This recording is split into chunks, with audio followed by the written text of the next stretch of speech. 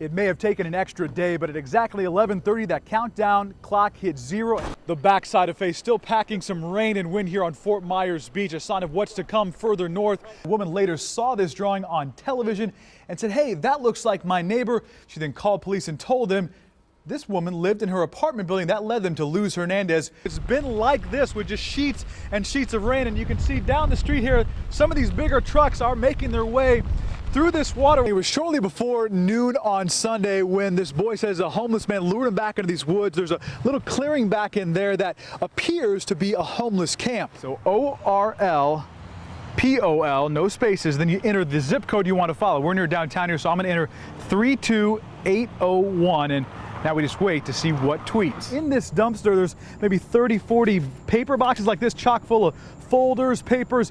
Really in here, there's social security numbers, credit reports, an ID thief's dream. Tracy and Daryl, firefighters think they have this pretty much under control. Not breathing a sigh of relief yet. There were some very tense moments here just a couple of hours ago, and they have these lines run throughout the neighborhood going all the way to fire hydrants, all the way into this, try to get back into this wooded area, but it's a conservation area, really tough to get these fire lines back to where this fire is. So they're going to be out here all night watching this, along with a lot of these neighbors who some almost lost everything.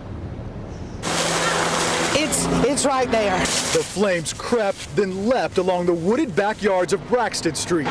We're just a little nervous. The glow of fire gradually replaces the light of the setting sun. I hope they're going to protect our houses and just let it burn the conservation area. No problem with that.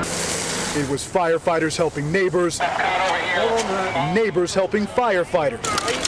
The neighbors started helping each other. Some grabbed their own garden hoses. Yes, help somebody who needs it, because nobody has, hoses.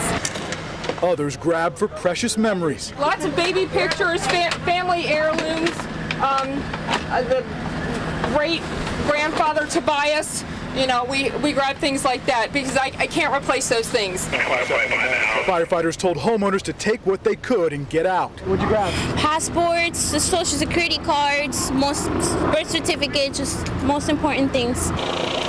Neighbors watered down yards and roofs and some grown bushes. But soon the fire was just too intense. Get back! Get out of here! Firefighters took over. Just get out of here now! Can you hook this up to our engine? Finally, the flames retreat after dark. Firefighters and neighbors are cautiously optimistic. I hope so. Their street is safe. I hope. Please. As for the cause of this fire, I did see some sheriff's deputies talking with about 4 teenagers, and I confirmed through a source that, yes, they did admit to playing with matches to start this fire. Luckily, only a privacy fence, we understand, was burned near the house where this all started. A couple other houses that got really close, those were saved. In Orange County, Steve Gehlbach, Fox 35 News. This isn't the first time this robber has actually tried to rob this place and actually successfully robbed the place. He actually had to walk by a wanted poster of himself to get inside. He's been here at least 3 times in the last month, but this time he ran into someone he didn't expect, actually this guy and his right foot. Surveillance cameras captured the brazen robber and brave customer. The man with a white shirt over his face walks in with a steak knife in one hand and a blue duffel bag in the other. You ran in, he's like, yo, give me all your money. The man in the white tank top standing at the counter didn't want us to show his face. He grabs the first thing he sees, a bottle of wine from the rack behind him, and confronts the robber as the clerk starts putting cash in his bag. With a knife pointed at him, he does a roundhouse karate kick, and the knife goes flying out of the robber's hand. You know what I'm saying? You don't think about it at the time because, boom, he's like, yo, he's robbing the place, give me all your money. I'm like, yo, you serious? You know what I'm saying? And then dude turned around, I was like, yo, I'm like, and then when I seen the knife. Take another look in slow motion. Without a weapon, the masked man then grabs the bag and bolts for the door, but the customer runs after him. Did he run? Yeah, he ran. I came out there with a bottle of wine. He chased him down the street, even throwing the bottle of wine at him, but he got away. Yeah, I missed that. He was gone, dog. Now, this Good Samaritan customer tells me he is not formally trained in any martial arts. He is a fan, he says, of old Bruce Lee movies and was just doing his best impersonation. Reporting live in South Orange County, Steve Gehlbach, back to you. Yeah, this tree is 3,500 years old, it's estimated, one of the oldest living things on Earth, and it is now dead. The tree did topple over. Neighbors could see it, pieces of it falling once the top of it was on fire this morning. We were out here on the backside of the park. Actually, take a look over here. We can see they're going to drop a big, looks like a big bucket of water on what's left in that area. Just arrived that Division of Forestry helicopter. Let's watch it. It's right about in there is where the tree used to stand, towering over those trees, but now there's really nothing there. And let's watch live as this helicopter looks like it's going to drop that bucket of water right over the spot where the senator once stood. And now he's backing up and gone. But we want to take a listen here as what it sounded like just an hour or so ago when we heard that tree topple from where we were.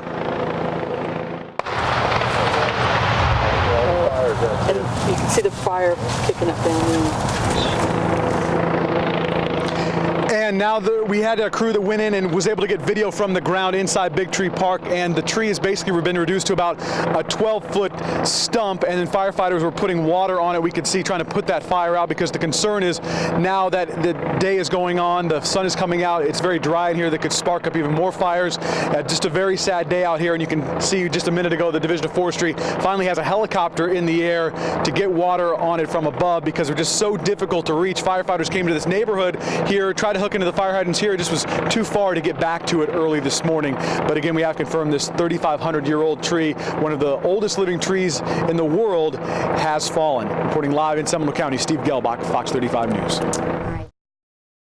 And good Thursday morning to you. I'm Amy Kaufeld. And I'm Steve Gehlbach. We're starting this morning with breaking news. Want to go right out to John Brown, who's on the scene where investigators are looking at a bad accident involving a sheriff's deputy. John, what can you tell us? All right, 12:06 right now. And one of the things everybody's talking about today is how nice it's going to be. I think it's too warm. My grass is starting to grow. I don't think... it's too early. Jamie's making us mow the grass again. Let's find out how the weather's looking for us. Jamie? All new this morning, a driver is recovering this morning after he crashed his car into a water main overnight.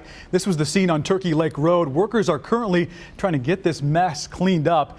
And check this out. Investigators caught up with a person that they had been searching for all night after he crashed his car. Troopers have been trying to find the high-speed driver all the way from Lake County, and they did find him just north of Good Homes Road on Colonial Drive. And redistricting takes center stage today in Tallahassee. The House will begin debating those new redistricting maps. The plan includes a proposed compromise congressional map. Critics say the maps violate two new state constitutional amendments. A final vote is expected tomorrow. Then plans return to the Senate, which has already passed their own version of congressional legislative maps.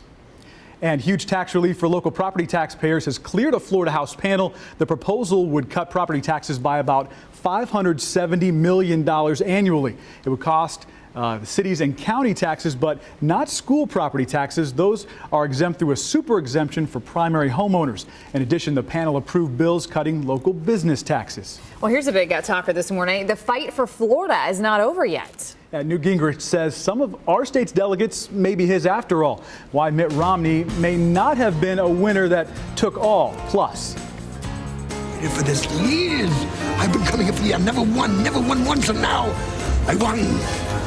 Oh, the classic. Some people love it, others hate it. Vegas-style gambling, but it could be coming to your county. The battle brewing in Tallahassee coming up.